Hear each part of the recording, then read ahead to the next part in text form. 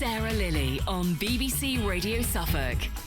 Thanks very much to Alison for the news. It's that time of day then when we pull up the sofa and we get really nosy, finding out more about the world of one of Suffolk's finest. Today we're chatting to a chef. Dave Wall is the head chef of the Unruly Pig in Bromswell, near to Woodbridge, a pub with a seemingly endless list of awards, including Best Suffolk Restaurant 2018, which they picked up recently at the Suffolk Food and Drink Awards. We'll find out what it takes to win so many accolades and how you get from a pot washer in Australia to a head chef of a successful restaurant in Suffolk. Plus, we'll find out loads more as well. Sarah Lilly on BBC Radio Suffolk. And it's never too late if you have any more interesting facts about today's Dolphins Dart village of Rattleston, then it's not too late to get in touch. 0800 141 2121. This is Fleetwood Mac and Little Lies.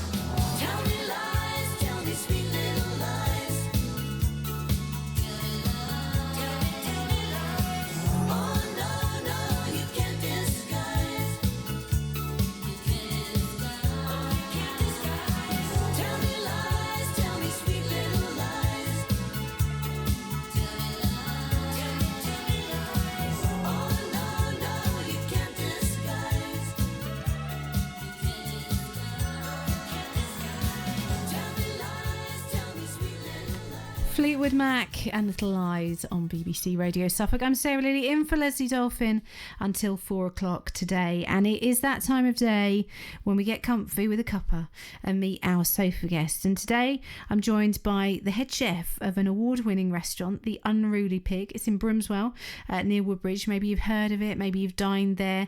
It's won too many awards to list, quite frankly, but the most recent include Front of House Team of the Year, Best Suffolk Restaurant 2018 in the Suffolk Food and Drink Awards. Some pretty impressive accolades. And it's funny to think that this may not have happened if my guest hadn't been promoted from pot washer to cook when someone called in sick during his time working in an Aussie restaurant. It's a great story, that one. Welcome, Dave Wall. Thank you ever so much for coming in. Thank you very much for having me. Especially as I know, head chefs, well, any chef really, time is precious, isn't it? It is, yeah. Very busy life. But no, it's a pleasure to come down and join you. Wonderful. So tell us about the Unruly Pig. So we've been open, well, a little over 3 years now. We opened originally in March 2015. Everything was going well, got off to a good start, but unfortunately we were hit by quite a big fire just 12 weeks after being open. So that kept us quiet for a little while, but we made the decision to rebuild and come back at it, which was quite a difficult one because it was quite a lot of work to do for the rebuild. The place wasn't quite gutted to the floor, but there was substantial damage. But we managed to get it back off the ground, and we came back in December 2015. So it was quite an experience getting it back up again. But no, touch wood, it's all seemed to have gone quite well since we got reopened. And so the name? Yeah, the name came from Brendan. Brendan's the owner of the Unruly Pig, Brendan and Claire. Yeah. He wanted something. He wanted something pig. He liked the informality of the pig. Okay. It fits in with what we want to be about, which is accessible, informal, but still great food and great service. Yeah. So there were many variations on the pig theme going around, and he wanted something very original, which I think the Unruly Pig is quite an original name. Is it the only one, do you think? I would have thought it's the only one. It's certainly the only one that I'm aware of. Yeah. I have to admit, when the name was first suggested, I hated it. And really? I couldn't see it at all. I thought it was almost a little bit sort of aggressive, really? Kind of, but I don't know why. But so I was very hesitant, and despite being in the early formations of my partnership with Brendan and trying to sort of, a little bit uncomfortable disagreeing with too much, you're trying to get off the ground running. I did sort of put my foot in the ground on it and say, I'm not sure about this one. Yeah. But he felt strongly about it, and actually it was perfect. Yeah, I was going to say, how do you feel about it now? I love it now. I love it now. And actually it really suits the place. It really stands out, doesn't it? It does. And they sort of, we had a branding agency create the logo for us, which again I thought, God, this pig looks quite angry. I'm not sure about this. And I sort of was veering towards something a bit gentler. But actually I love it, and it's got a bit of attitude, a bit of character. And see, I think, there's me thinking it was just oh, what's a good name? The Unruly Pig. But obviously there's so much thought and planning and things that goes into this. There's an awful lot of thought. I mean, the sort of dossier of the business plan was very long. The first time I ever met Brendan for an interview, bearing in mind I didn't even have the keys to the place yet, so I didn't really know what I was signing up for. Just sort of went along and met this quirky lawyer chap at his house. But I ended up, that interview lasted 3.5 hours. Wow. Very long chat. I think he was, to be honest, I think he was trying to pilfer as much information from me as he possibly could about running a business, because he was new to the game. He was a lawyer in his former career. That's what he'd always done. But a keen foodie, and he wanted to open a restaurant. So I went along, and I did get the distinct impression he was asking me all kinds of questions that really were probably not relevant. And I thought, well, he's just trying to get what he can in case that's the last I speak to him. Yeah. Which is fair enough. Fair enough. But he came in well greased, and he had a good vision and a good plan. So I think that attaining all that information, he was probably doing that to various others as well. So how would you sort of sum up the food at the Unruly Pig? We have quite a sort of different ends of the spectrum of what we offer.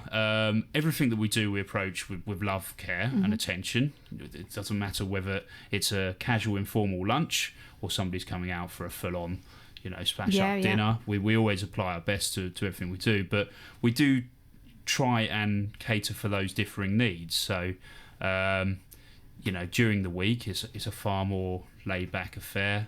the menu will suit that. People can come in, they just have a burger, or they maybe just have a salad at this time of year. We try and have those things available. But then when it gets to Friday and Saturday evening, the feel of the place changes, and the majority of the people that come out are there for a 3-course meal, and it's more like a restaurant then, So Sure. we try and sort of straddle that gap between the restaurant and the pub. So really. what's the most unusual thing on the menu at the moment?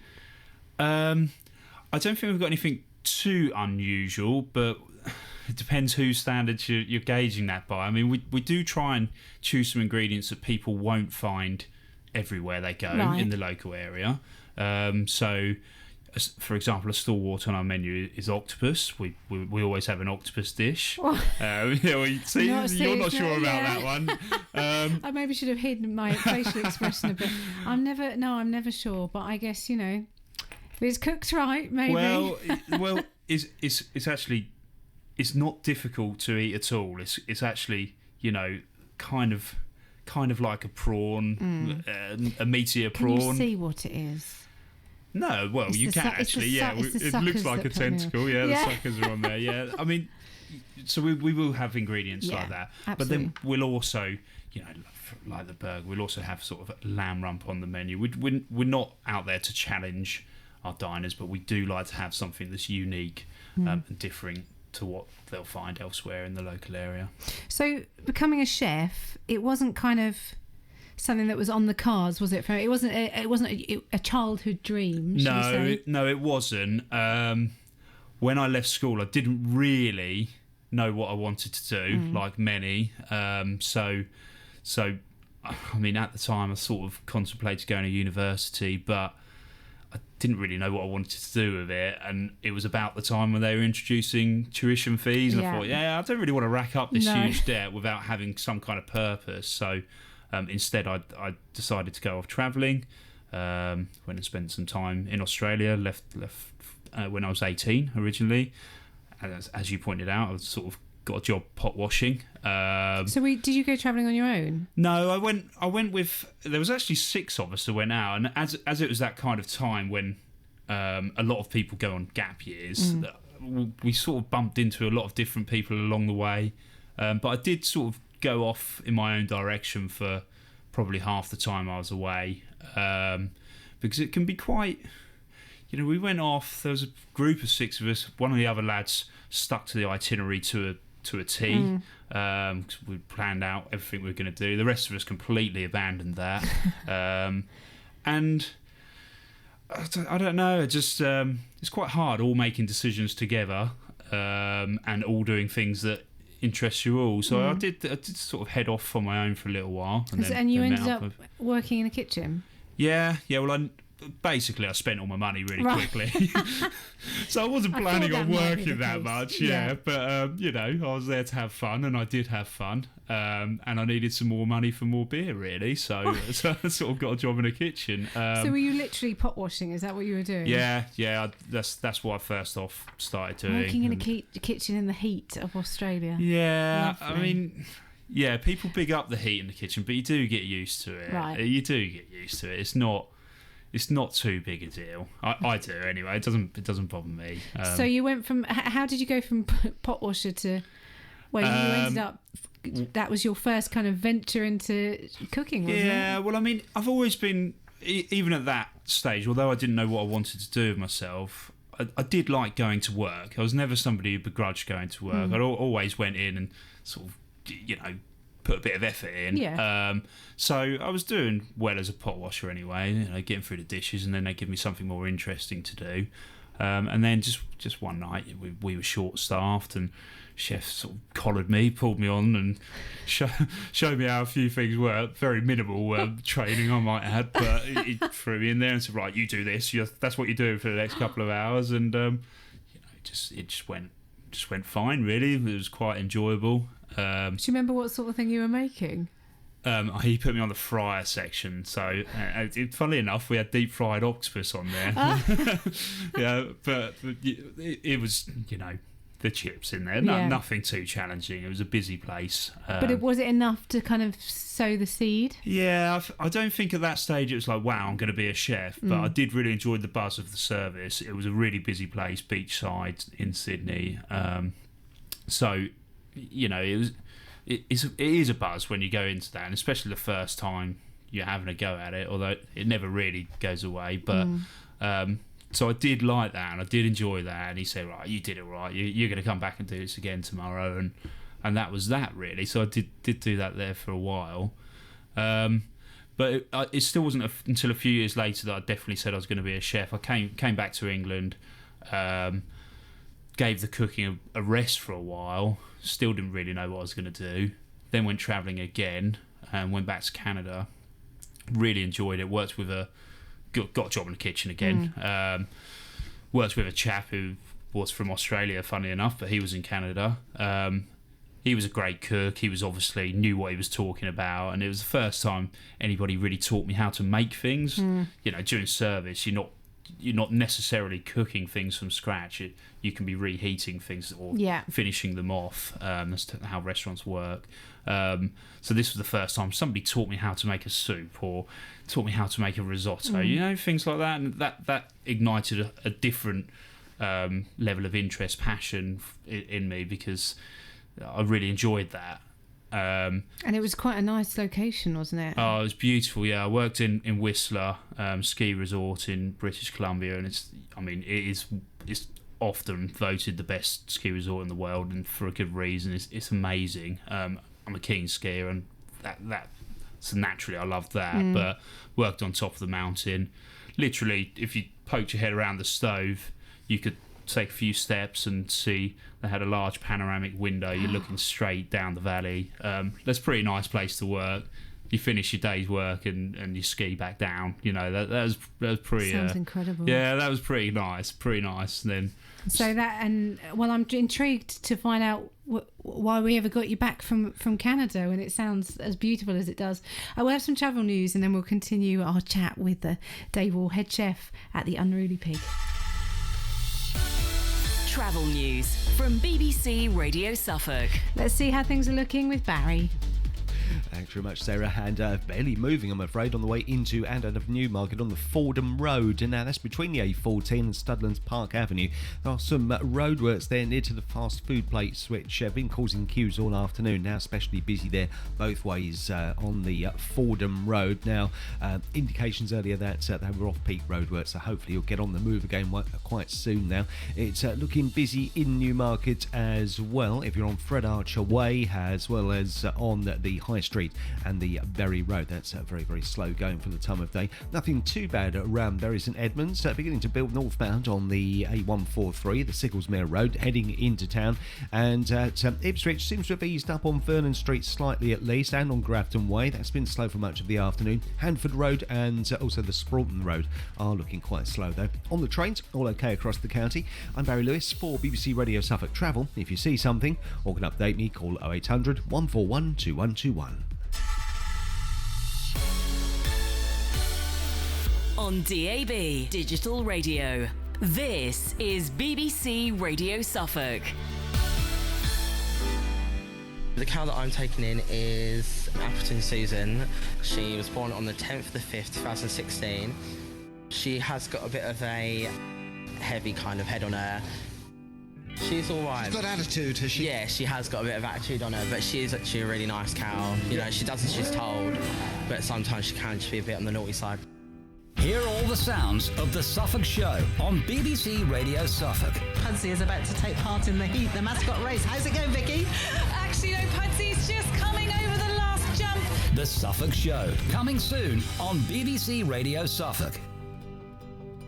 Yes, I can't wait. And we are going to be there. Make sure you come along and see us. You can meet the Ipswich Town players, past and present. We're going to have live music on stage from JS and the Lockabillys and the Talk of the Town. Also, you're going to be up close to 3 of the Elmer elephants that are going to be part of next year's Hospice Trail in Ipswich. Maybe try your hand at a bit of weather presenting, grab a selfie or an autograph with your fave presenters.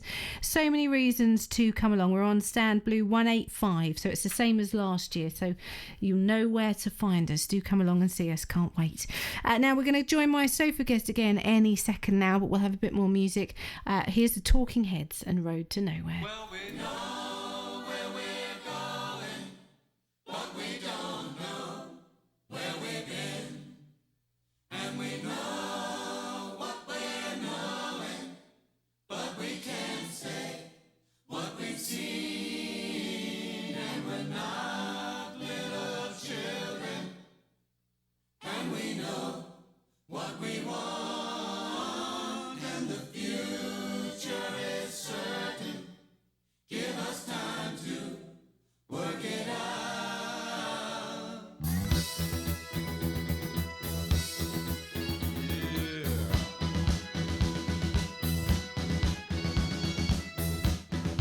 We're on a road to nowhere. Come on inside. Take a night ride to nowhere. We'll take that ride. Feeling okay this morning, and you know we're on a road to paradise. Here we go, here we go.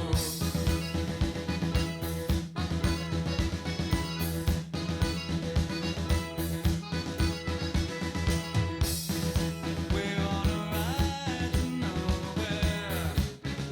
Come on inside. Take a night ride to nowhere. We'll take that ride. Maybe wonder where you are. I don't care. Here is where time is on our side. Take you there, take you there.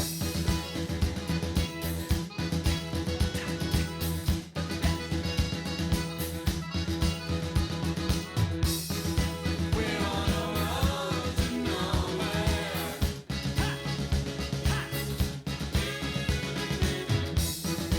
We're on a road to nowhere.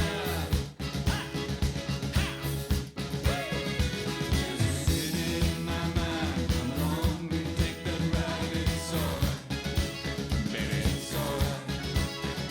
And it's very far away, but it's growing day by day. And it's alright, baby, it's alright. Would you like to come along and help me sing the song? It's alright, baby, it's alright. There's a city in my mind. Come along and take that ride. It's alright, baby, it's alright. And it's very far away, but it's growing day by day. It's alright, baby, it's alright. Hey, would you like to come along, baby, help me sing the song? It's alright, baby, it's alright. Don't let me tell you what to do, 'cause I make a fool of you. It's alright, baby, it's alright. We're on a road to nowhere.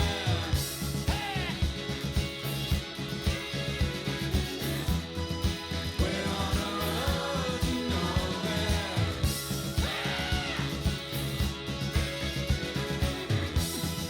We're on a road to nowhere.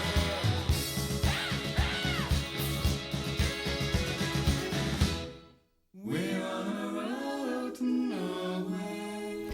Talking Heads, Road to Nowhere on BBC Radio Suffolk. I'm Sarah Lilly, in for Leslie Dolphin this afternoon until 4 o'clock. With me, my sofa guest today, Dave Wall, is the head chef at the Unruly Pig, which is in Brimswell near Woodbridge. The award-winning Unruly Pig, we should say. I have to remember these, Dave, which is the key questions. Okay. Now, basically, it's pick a question, any question, without looking, and just answer whatever's on there. And I've got everything crossed that you don't get anything too mean. What have you got? What was the last book you read? Oh, okay, there you go. Well, the only books I read are recipe books. Are they? Yeah, pretty much. I do really like reading, but I have to admit that I've not read a novel since the only novels I've read in recent history are actually Harry Potter. Well, they're very popular. Yeah, they are. They're actually really enjoyable, but I Yeah. just can't. Every time I sit down with a book, I fall asleep. So there's no chance of me That's getting through one. completely fair enough. I can understand that. Now we've been talking about sort of how you got into chefing, and we know that you went off to Australia and then ended up in Canada in this amazing ski resort with panoramic views of mountains and things. Why did you come back? Well, funnily enough, it was my intention to not come back for too long. I was planning on returning to Canada. I came back because I didn't have any cooking qualifications at the time, and I wanted to get some so that I could meet the criteria and be more eligible to get residency in Canada, because I really did love it. It's a beautiful, fantastic way of life. I've never been.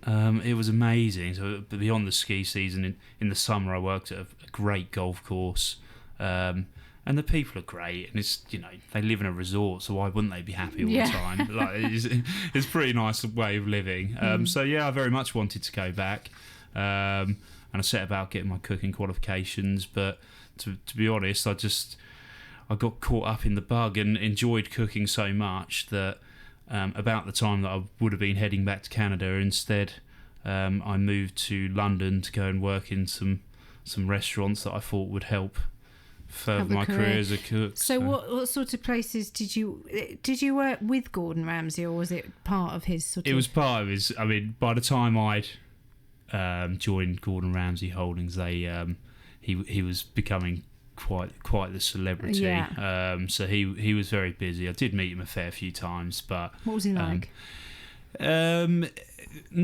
Not as angry as he obviously comes across on the television, but still very, very assertive. You can see, obviously it's inflamed a little bit, his the caricature of himself these days, but he's got fire in the belly, that's for sure. But when I was meeting him, he was by and large coming in to say hello, often coming in to have something to eat, which he'd do at his restaurants a lot. So he was relaxed. It wasn't... It has to be said, though, chefs, there is a bit of a kind of theory, I suppose, that chefs can be a little bit... What's the word? I don't know what the word is, actually. Not tetchy. That sounds... Are you that sort of chef? No, I'd hope not. I'm very passionate about what I do. And that's important. It is, yeah. And, I can't sugarcoat it. When the pressure's up and we're going in service, am I going to be niceties about everything, or are we going to get the job done and get straight to the point?